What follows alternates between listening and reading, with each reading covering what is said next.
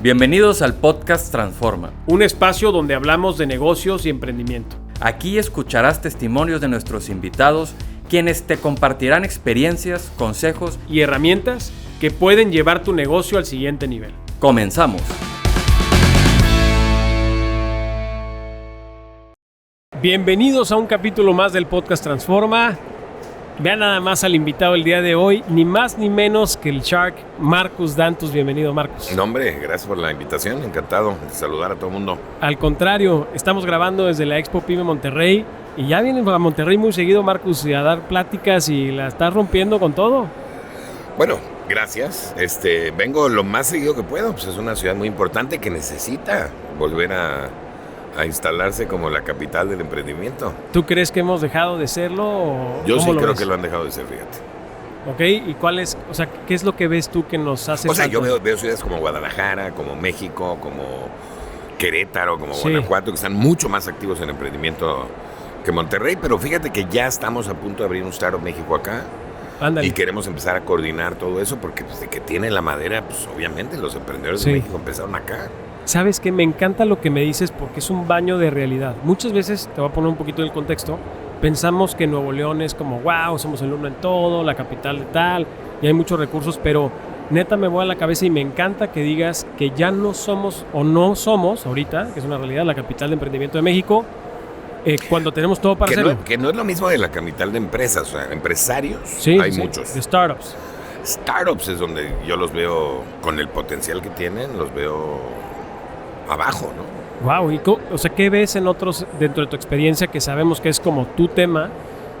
Guadalajara, México, ha habido muchos apoyos de gobierno, ha habido muchas iniciativas que han creado para apoyar emprendedores, ha habido mucha generación de startups.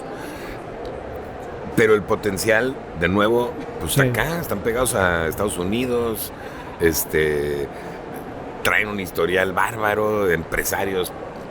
Imagínate los mentores que puedes conseguir en Monterrey, o sea, tienen todo, ¿no?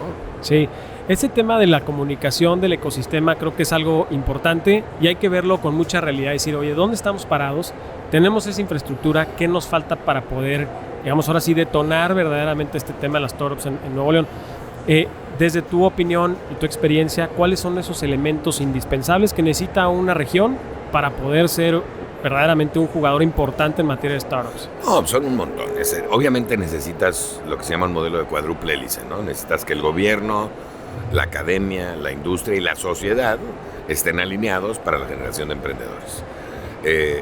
Y de ahí se deriva pues, el que generes talento, educación financiera, un marco legal con mayor facilidad, programas de apoyo, que los bancos presten lana, que generes un grupo por ejemplo, de venture capitalists, o sea, de inversionistas de riesgo, un grupo de ángeles inversionistas, o sea, hay una serie de elementos, algunos que ya tienen, pero que no están trabajando, colaborando unos con otros, y otros que todavía no tienen. Por ejemplo, no conozco un grupo de ángeles inversionistas en Monterrey, lo cual se me hace increíble, porque si una ciudad debería tener ángeles inversionistas, debería de ser Monterrey. Sí. Tienes empresarios con mucha lana, que a veces no saben dónde invertir y podrían estar haciendo un bien increíble al invertir en no solo para los startups, sino para ellos mismos, porque pues, el retorno les van a dar.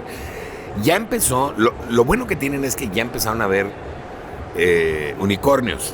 Sí, Nowports, por ejemplo, Nowports, exacto, pero como que falta toda la base instalada de los startups que vienen abajo, ¿no? Sí, y de hecho, justo ese es un tema que estuvimos platicando con algunos de ellos, porque por ejemplo Merama es uno de los accionistas de aquí, Clara, pues Jerry es de aquí, Poncho es de aquí, pero luego van y se instalan en Ciudad de México, sus headquarters, etcétera. Es que lo que pasa es que los fondos están allá. Exacto. También es una ciudad más grande, ¿no? Pero pues, ¿por qué no están en las dos o en 3 ciudades? Guadalajara también, o sea... Claro.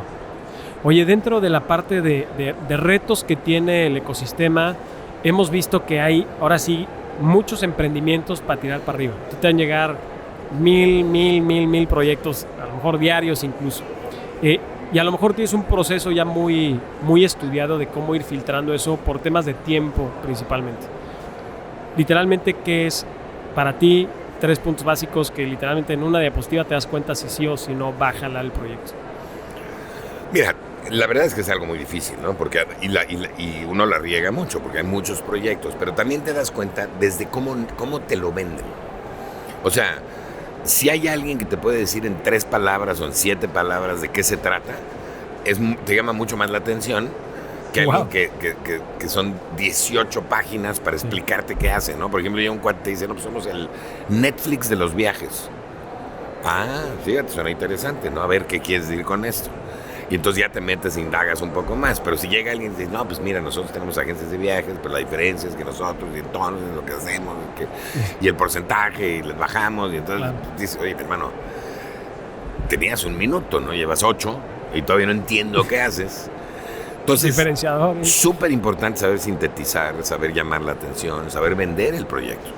Ok. Y a veces es hasta más importante que el proyecto mismo, ¿no? Luego yo específicamente me fijo en si resuelves realmente un problema, si realmente lo resuelves con diferenciación, y luego me fijo en el equipo, ¿no? Que es lo más importante de todo. Lo veo después porque lo que te platico antes pues también habla del equipo, de cómo si saben vender o no, y si realmente se están enfocando en algo interesante o no, si tienen una buena idea de cómo hacerlo. Pero a final de cuentas la ejecución es lo que cuenta. Sí, esa metodología a lo mejor como que ya está, digamos, platicada, la platicas literalmente en muchas de tus intervenciones, conferencias, redes sociales. Dentro de tu experiencia, ¿la has regado en algunos proyectos de inversión? ¿Qué has aprendido? O sea, lecciones muy claras que recuerdes. Mira, yo he invertido si sumas las inversiones que he hecho personalmente, con las de Shark Tank, con las del fondo, he invertido en 75 proyectos, yo creo. Ujú. Y te puedo decir que No son muchos. el 100% de los proyectos, el 100% de los proyectos que les ha ido bien es por los emprendedores. Y el 100% de los proyectos que les ha ido mal es por los emprendedores. O sea, aquí lo importante es el emprendedor. Ok. O el equipo de emprendedores, que escuchen, que realmente se den cuenta de las tendencias, que se comuniquen con sus mentores, con sus inversionistas, que tengan bien definido el liderazgo, que se lleven bien entre ellos, etcétera, etcétera, etcétera, ¿no? Ok.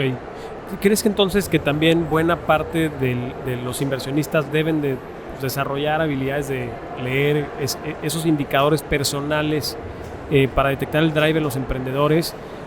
Yo creo que se vuelve como muy técnico ese tema probablemente, y a lo mejor se pueden perder técnico, mira, no es oportunidades. tan técnico. Yo lo que te puedo decir es un emprendedor un buen emprendedor con un mal proyecto es mucho más probable de ser exitoso que un mal emprendedor con un super proyecto. Ok. Porque el buen emprendedor va a romper obstáculos, va a cruzar paredes, va a seguir, además, más si tiene pasión y le gusta lo que hace, ¿no? Y entonces no va a dejar que los obstáculos lo tumben. Mientras que un mal emprendedor pues, se va a rendir a la primera cambio, o no va a saber qué hacer, o no va a escuchar, se va a entercar en algo. O sea, es muy diferente la actitud con la que toman los retos, ¿no?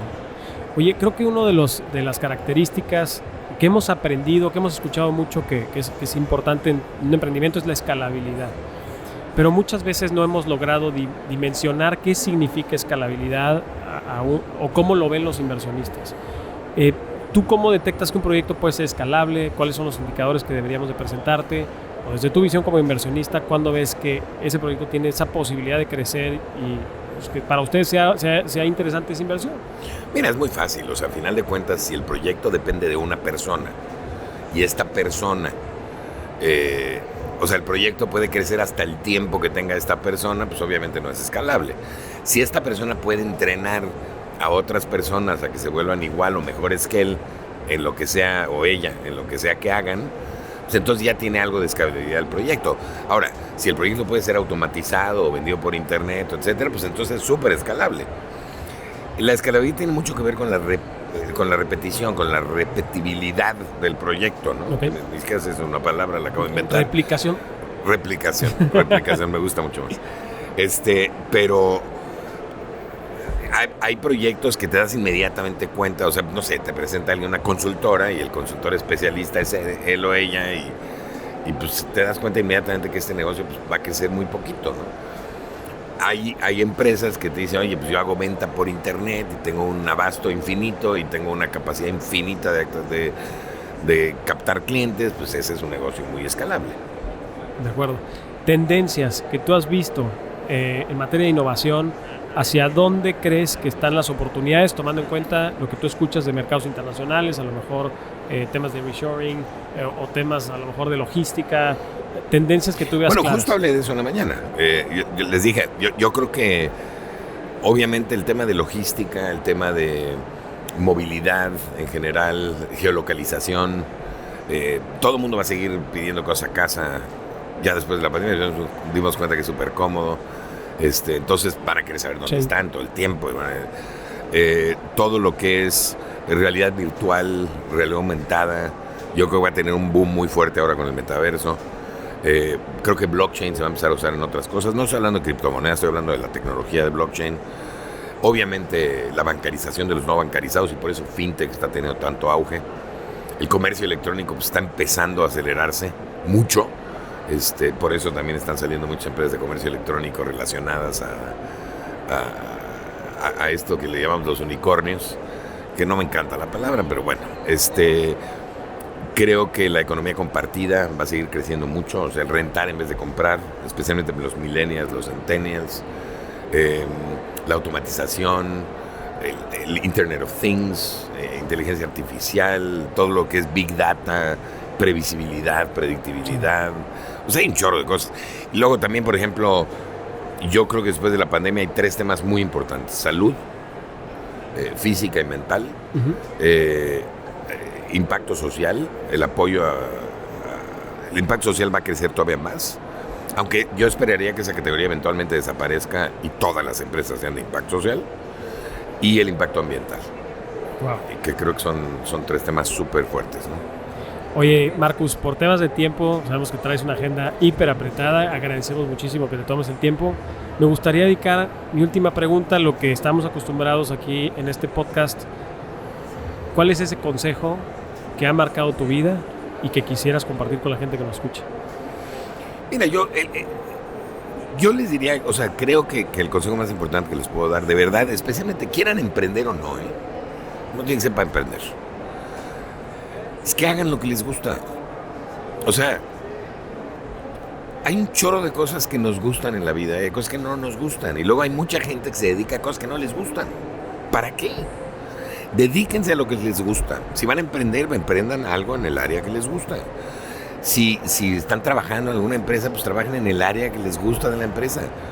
Cuando te gusta algo, te vuelves más bueno en ello. Y luego, hay toda una... Inclusive en el libro que acabo de sacar, hay un capítulo que se dedica al propósito de la persona y usa una técnica japonesa que se llama Ikigai, en donde encuentras qué te gusta, para qué eres bueno, qué necesita el mundo y qué está dispuesto a pagarte el mundo por. Y ahí es donde encuentras realmente tu propósito de vida. Y yo creo que la gente es bien importante que encuentre su propósito, que se dedique a lo que le gusta. Y como decía, ¿no? Si trabajas en lo que te gusta, pues no trabajas nunca. Estás todo el tiempo disfrutando. Y además ganando lana. Y además ganas lana. Oye, la experiencia que tuviste en Shark Tank, o sea, me imagino, te han hecho esta pregunta 1000 veces, si es cierto o no es cierto, etcétera, es totalmente cierto. O sea, a ver, nosotros estamos sentados en un cuartito y de repente dicen tiburones al set, nosotros no sabemos quién viene. Y salimos y vemos el set y más o menos podemos inferir cuál es el emprendedor o el tipo de proyecto que nos van a presentar, aunque luego la regamos, ¿no? Luego, pues, hay muy poco tiempo para presentar. Entonces, lo que pasa en el programa es que cuando sí le entras algo, después el emprendedor primero se tiene que poner en contacto contigo, que muchos no lo hacen porque quieren nada más ir a la tele. O sea, no les interesa la inversión, lo que quieren es salir en la tele porque eso les dispara las ventas. Wow. Y luego los que sí se comunican, pues tienes que demostrar que lo que te dijeron es cierto, que en algunos casos no es cierto. O sea, sí hay un proceso de due diligence para materializar. Sí, lo que pasa es que es al revés. En vez de cómo funciona el capital de riesgo, que tú haces el proceso de due diligence y luego les dices que sí, aquí les dices que sí y luego haces el proceso de due diligence. Entonces sí hay proyectos que se caen, pero claro que es real. Wow. Pues súper buena experiencia. Marcus, de verdad, muchísimas gracias por el tiempo que nos dedicas. Lo apreciamos mucho. Y pues bienvenido aquí al Expo Pyme y ojalá podamos seguir por medio de Caintra platicando contigo. Encantado. Gracias por la invitación. Oye, y por último, ¿cómo podemos contactarte? Pues miren, lo más fácil es redes sociales. Y como le digo a todo el mundo, soy el único Marcus Dantus del mundo. Si no me encuentran... ¿Es nombre real? Es nombre real. Wow. Si no me encuentran en redes sociales, no me interesa que me encuentren. Muchísimas gracias, Marcus.